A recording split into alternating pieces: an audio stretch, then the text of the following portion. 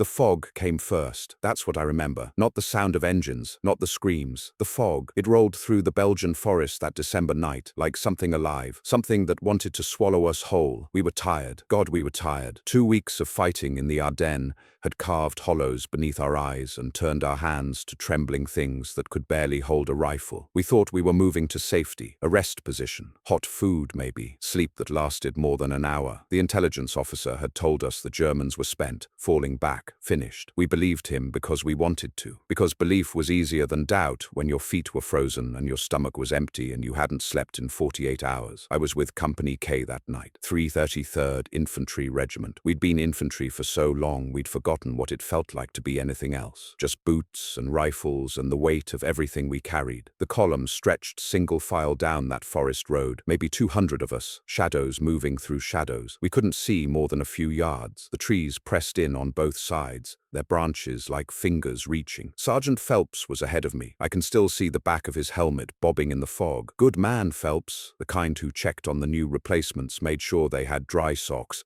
shared his cigarettes. He'd been with K Company since North Africa, knew things, felt things before they happened. But that night, none of us felt it coming. We thought we were safe. We thought the darkness protected us. We thought the fog was our ally, hiding us from enemy eyes. We were wrong about all of it. The fog didn't hide us. It hid them. And when we finally saw what was waiting in that darkness, when we finally understood what we'd walked into, it was already too late. The tank came without sound. That's what I told them later, when they asked, when they wanted to know what happened on that midnight road in Belgium. How does a tank move without sound, they asked. How does something that weighs 30 tons appear from nothing? I couldn't explain it then. I still can't. I only know what I saw, what Phelps saw, what all of us saw in those frozen seconds when understanding arrived like a bullet to the brain. Sometimes the worst horror isn't in the violence itself. It's in the moment just before, the moment when you realize, the moment when everything you believed reveals itself as a lie. That's what happened to us that night. We'd been marching for 3 hours when the fog thickened. Company K moved in single file because the forest road was too narrow for anything else. The trees crowded in from both sides, their branches meeting overhead like the roof of a cathedral. In daylight it might have been beautiful. At midnight, in December, with fog turning everything into ghosts, it felt like walking through a tomb. My boots squelched in the mud. That was the only sound for long. Stretches. Squelch. Squelch, squelch, the rhythm of infantry. The man ahead of me breathed heavily through his mouth. The man behind me stumbled now and then, cursed under his breath. We all did. 40 pounds of gear on your back, M1 rifle in your hands, feet that had gone numb hours ago. The cold worked its way up through the soles of your boots until you couldn't tell if you still had toes or just ideas of toes. Nobody talked. We were too tired to talk. Besides, Captain Morrison had ordered noise discipline. No cigarettes, no conversation, just the squelch of boots and the rasp of breath and the occasional clink of metal on metal when someone's canteen bounced against their rifle. I kept my eyes on Phelps's helmet. That was my landmark in the fog. As long as I could see that dull green steel bobbing ahead of me, I knew where I was. I knew I was still part of the column, still connected to something. The fog wanted to separate us, to turn each man into his own island. But we held it together. We followed the man ahead. We trusted each other. The forest smelled of pine and rot. Old snow lay in patches beneath the trees, grey and dirty. Somewhere to our left, far off, artillery rumbled. Ours or theirs, I couldn't tell. The sound was muffled by the fog, arriving from nowhere and everywhere at once. It had been going on for so long we barely registered it anymore. Just another sound in the orchestra of war. I thought about sleep. That's what you think about when you've been awake too long. Not grand things. Not home or freedom or the end of the war, just sleep, a foxhole deep enough, a blanket, 6 hours of darkness without someone shaking you awake for guard duty. Simple things become dreams when you're that tired. The man ahead of me stopped. I almost walked into him. The whole column had stopped. We stood there in the fog, swaying slightly, waiting. No one knew why we'd stopped. Information traveled slowly in an infantry column. The front of the line might know something, but back where I was, 20 men deep, we just stood and waited and tried not to think about how exposed we were on this road. Phelps turned around. I could barely see his face in the darkness. "Taking a break," he whispered. 5 minutes. 5 minutes. I sat down right there in the mud. I didn't care. Too tired to care. Men collapsed where they stood. Someone lay flat on his back in a puddle. I heard him laughing softly, that exhausted laugh that sounds almost like crying. The fog pressed in. I could see maybe 3 men in either direction. Beyond that, nothing, just white emptiness and the dark shapes of trees. We could have been anywhere, could have been the only men alive in the world. I pulled my collar up and closed my eyes, just for a minute, just to rest them. When I opened them again, Phelps was shaking my shoulder. "Up," he said. "Moving again." How long had I been out? Seconds? Minutes? Time did strange things in that fog. I struggled to my feet. My knees popped.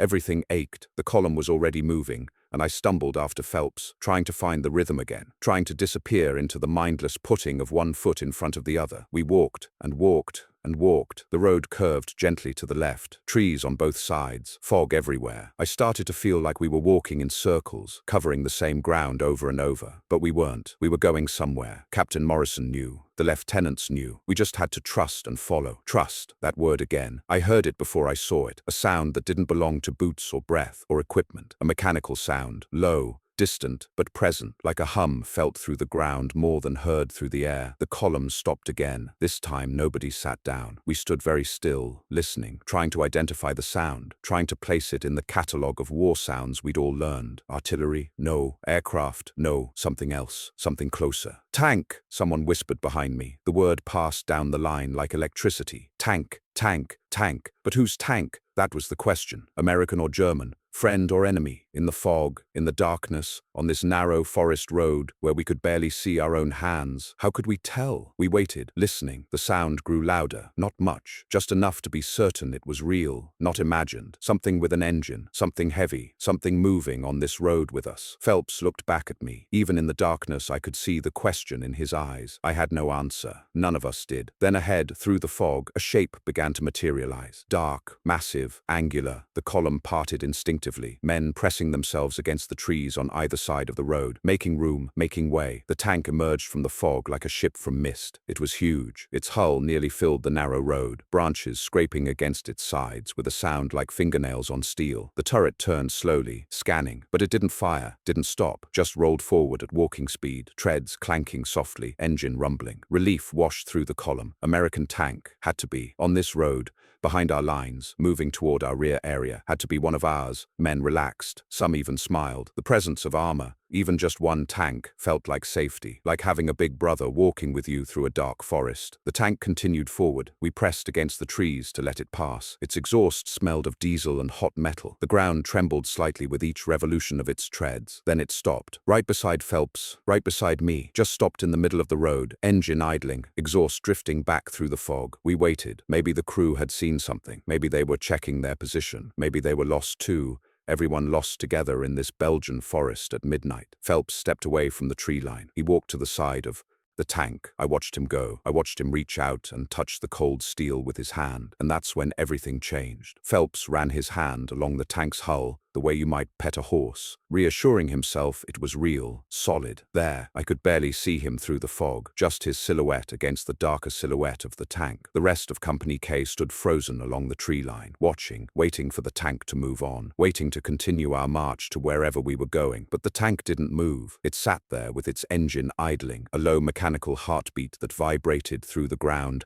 and up through the soles of our boots. The turret was pointed forward, not at us. The machine gun mount was visible but unmanned. Everything about it seemed inactive, dormant, safe. Phelps moved toward the front of the tank. I heard his boots scrape against the road, heard him stumble slightly over a root or a rock. The fog was so thick now, I could barely see the tank itself, just its outline, its suggestion. "Hey," Phelps called out, not loud, just loud enough to reach whoever was inside. "Hey, you guys okay in there?" No answer. The engine continued its low rumble. The exhaust continued to drift, but no hatch opened, no voice responded. Phelps moved closer. He was at the front of the tank now, feeling his way along its hull in the darkness. I wanted to tell him to come back, wanted to tell him to leave it alone, but I didn't. None of us did. We just watched. "Hey," Phelps called louder. "You guys hear me?" Still nothing. He reached up and pounded on the hull with his rifle butt. 3 hard strikes. Clang, clang, clang. The sound echoed through the forest, sharp and metallic and too loud in the silence. We all waited. The tank's engine rumbled. Somewhere behind us, far off,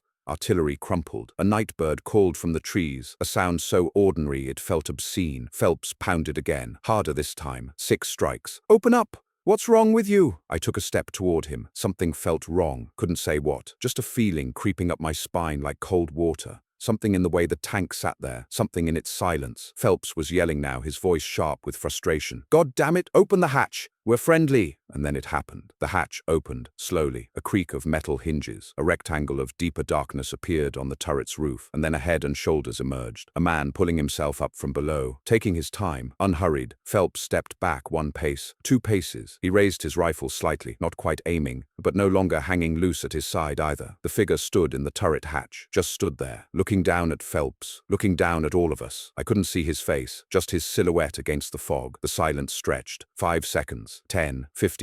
Then the man in the turret spoke. "Was it lost?" German. The words hung in the fog like smoke. "Was it lost? What's going on?" I felt my stomach drop, felt my hands tighten on my rifle without conscious thought, felt every man in Company K realize the same thing at the same moment. That wasn't our tank. Phelps stood there, 2 paces from the hull, his rifle half raised, staring up at the German tanker staring down at him. Neither moved, neither spoke. They just looked at each other across that impossible distance that was no distance at all. I could see the calculation happening in Phelps's face, see him trying to understand what was happening, how a German Panther tank had ended up here, on this road, behind American lines, moving through American territory like it owned the place, how he'd just spent the last minute pounding on enemy armor and demanding they open up. The German tanker must have been doing the same calculation, trying to understand why an American soldier was standing beside his tank, yelling in English, surrounded by American infantry. Both of them, in that frozen moment, understanding they'd blundered into something impossible. Time stretched. I could hear my own heartbeat, could hear the breathing of the man next to me, could hear the diesel engine of the Panther, still idling, still running, oblivious to the confusion of the men around it. The German moved first, just slightly, shifting his weight, beginning to crouch back down into the turret, beginning to reach for the hatch to pull it closed. Phelps fired. 1 shot. The M1's crack split the night like a thunderclap. The muzzle flash lit up the fog for an instant, turning everything into a photograph. I saw the German tanker's face for the first time in that flash. Young, maybe 20, eyes wide, mouth open, then darkness returned. I heard the German scream, high-pitched, not a battle cry but something else. Surprise, pain, fear, all of it compressed into a single sound that cut off as abruptly as it began. The hatch slammed shut. Clang. The tank's engine roared. That's when I understood, when we all understood, that tank had been sneaking through our lines, driving slow, quiet as it could, trying to look like one of ours in the darkness, trying to pass through unnoticed. And it had almost worked. It had worked until Phelps made them open the hatch. Now they knew we knew, and we knew they knew. The Panther's turret began to traverse, slowly, deliberately, the long 75mm barrel swinging toward the tree line, where Company K stood frozen, toward me, toward all of us. Someone screamed, "Run!" But where could we run? We were on a narrow forest road with trees pressing in on both sides, 40 pounds of gear on our backs, exhausted, confused, blind in the fog. The turret kept turning, the barrel kept coming around, and in that moment I understood what prey feels like, what it means to be helpless before something vast and mechanical and unstoppable. We had rifles. We had grenades. We might as well have had sharp sticks and rocks. You don't fight a tank with rifles, you just die. The machine gun opened up first. The MG42 sounds like ripping cloth. That's what veterans say, like someone tearing a sheet in half. But that description is too gentle, too domestic. The MG42 doesn't rip cloth. It rips flesh. It rips the night apart. The bullets chewed up the tree line at 1 to 200 rounds per minute. Bark exploded. Branches snapped. Men screamed and dropped and scattered. I threw myself behind a tree trunk thick enough to matter and pressed my face into the frozen mud. The gun swept back and forth, methodical, unhurried, thorough. Someone to my left gurgled. Someone to my right didn't make any sound at all, just fell silent mid-scream. The main gun fired. I'd heard tanks fire before,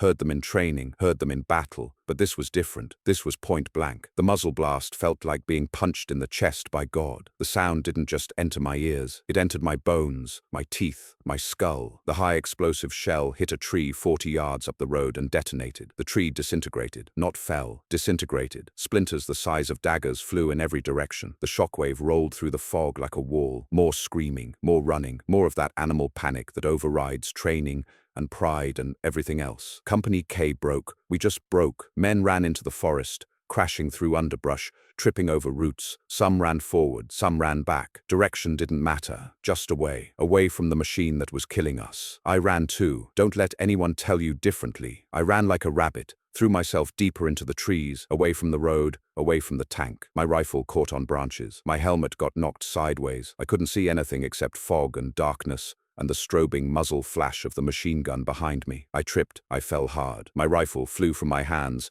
and disappeared into the fog. I scrambled on hands and knees, gasping, my lungs burning, my mind empty of everything except the need to move, to get away, to survive. Behind me, the Panther's engine roared louder, shifting gears, moving. The sound of its treads clanking grew louder. It was as follows. Of course it was as follows. We'd wounded its pride, exposed its infiltration, and forced it to fight. Now, it was hunting. I found a depression in the ground and threw myself into it, curled up as small as I could make myself, tried to become part of the earth. The tank sound grew closer. The ground shook with its passage. I could smell its exhaust, thick and chemical. The Panther rolled past my hiding spot, maybe 20 feet away, maybe less. Its treads crushed everything in their path. Small trees snapped like toothpicks. The machine gun on the hull mount swiveled left and right, searching for targets. The turret rotated slowly, the long barrel sweeping through the fog like a blind man feeling his way. I held my breath, didn't move. I didn't think so, just existed as a frozen thing in the mud. The tank moved on. The sound of its engine faded slightly, not gone, just farther, somewhere ahead in the darkness, hunting the rest of Company K. I lay there for a long time. Could have been 5 minutes, could have been an hour. Time had stopped meaning anything. All that existed was the cold mud beneath me, the fog above me, and the distant sounds of the tank still searching, still killing. Gradually, other sounds filtered through, moaning, someone calling for a medic, someone else was crying, repeating, "Oh God, oh God, oh God," like a prayer. The artillery in the distance, still rumbling, indifferent to our small tragedy. I forced myself to move, to stand. My legs shook. My hands trembled. I looked down and saw I'd lost my rifle. I just had my helmet and my web gear and a grenade on my belt. Not enough, not nearly enough. I stumbled through the fog, trying to find the road, trying to find anyone from Company K. The trees all looked the same. The fog made everything identical. I could have been walking in circles. Then I heard voices, American voices, low and frightened but speaking English. I moved toward them, and 3 figures materialized from the fog. Reynolds, Patterson, Kowalski, all from my squad, all alive. We stared at each other, wild-eyed, panting. "Where's Phelps?" Reynolds asked. I shook my head. I didn't know. Hadn't seen him since he fired that shot, since the hatch slammed shut, since everything went to hell. "We gotta find the others," Patterson said. His voice shook. "We gotta regroup." "But how? How do you regroup when you're scattered through a forest at night in the fog with a German tank hunting you? How do you find men who are hiding as deep and as still as they can?" Somewhere to our left, the Panther's machine gun opened up again. Short burst. 3 seconds. Then silence. Someone else had been found. Kowalski started to cry. He was 19. Been with us 3 weeks, still had the soft face of a boy. "I want to go home," he whispered. "I just want to go home." Don't we all, I thought. Don't we all? The 4 of us moved together, staying low, staying quiet. We found the road again, found it torn up by tank treads. The mud churned into a mess, found shell casings from the MG42 scattered like seeds, found blood on a tree trunk, black in the darkness. We followed the road back the way we'd come, back toward our own lines, back toward anything that might be safer than here. Dawn came slowly. The fog began to thin as the sky lightened from black to gray. We could see farther now, 20 yards. 30. The forest revealed itself in pieces. That's when we found him. Phelps. He was sitting with his back against a tree, 30 feet from the road. His rifle was across his lap. His helmet was gone. His face was pale. We ran to him. "Phelps? Jesus, Phelps, you okay?" He looked up at us. His eyes were different, empty, like something inside him had burned out. "I killed him," Phelps said quietly. "That kid in the tank, I shot him. I saw his face." "You had to," Reynolds said. "He was German. He would have killed all of us." "I know," Phelps said. "I know that, but I saw his face." We stood there in the growing light, the 5 of us, survivors of Company K. Scattered through these woods were others. Some are alive, some not. The Panther was gone, rolled on into the fog, disappeared back to wherever German tanks disappeared to. Probably thought it had won, probably had. But Phelps kept staring at his hands, kept seeing whatever he saw in that muzzle flash, that German boy's face, that moment of recognition between 2 men who should never have met. "I pounded on the hull," Phelps whispered. "I told him to open up. I made him open the hatch." None of us knew what to say to that. The sun came up over the Belgian forest. Company K gathered itself together, counted its losses, and buried its dead. We moved on. That's what infantry does. We moved on. But Phelps never quite came back. He was there. He walked. He followed orders. But something had broken in him that night. Something that stays broken. They gave us 3 days of rest after that. Hot food, clean socks, a barn with actual straw to sleep on. We were supposed to recover, supposed to become soldiers again instead of the hollow-eyed things we'd turned into. I sat with Phelps on the 2nd day. We didn't talk much, just sat there watching the other men play cards, write letters, sleep the sleep of the exhausted, normal things, human things. You think he's dead? Phelps asked finally. That kid. Probably, I said. You shot him center mass. Phelps nodded slowly. Yeah. Would you do it differently? I asked. If you could go back, would you do it differently? He thought about that for a long time. So long I thought he wasn't going to answer. Then he said, no, I'd shoot him again. Because if I didn't, he'd have killed all of us. You, me, everyone. Then why does it bother you? Because, Phelps said, I can't stop thinking about him standing in that hatch, asking was this loss, like he didn't understand, like he was just as confused as I was. Two guys on a foggy road at midnight, both of us lost, both of us scared, both of us just trying to survive. He looked at me, his eyes were red. We were both just infantry, you know, him and his tank, me with my rifle. Just two guys caught up in something bigger than us. And then I killed him. He would have killed you, I said. I know. But I still killed him. I didn't have an answer for that. Still don't. We lost 14 men that night. 14 members of Company K who went into the fog and didn't come out. The Panther had killed some. Confusion and darkness had killed others. Men had run the wrong direction, gotten separated and walked into German positions. One guy fell into a ravine and broke his neck. Another froze to death in a ditch. All because we'd walked up to a tank in the fog and assumed it was friendly. All because we'd trusted the darkness to protect us when darkness protects no one. I think about that night a lot, more than I should, more than I want to. The thing that stays with me isn't the machine gun or the tank's main gun or the sound of men dying. It's that moment right before, that moment when Phelps pounded on the hull and yelled for them to open up. That moment of complete assumption, complete trust. We thought we knew where we were. We thought we knew who we were with. We thought the fog hid us from the enemy. We were wrong about everything. War teaches you that the world is not what you think it is, that the friendly tank is hostile, that the safe road leads to ambush, that the darkness you trust will betray you, that the fog that seems to protect you is actually concealing the thing that will kill you. After the war,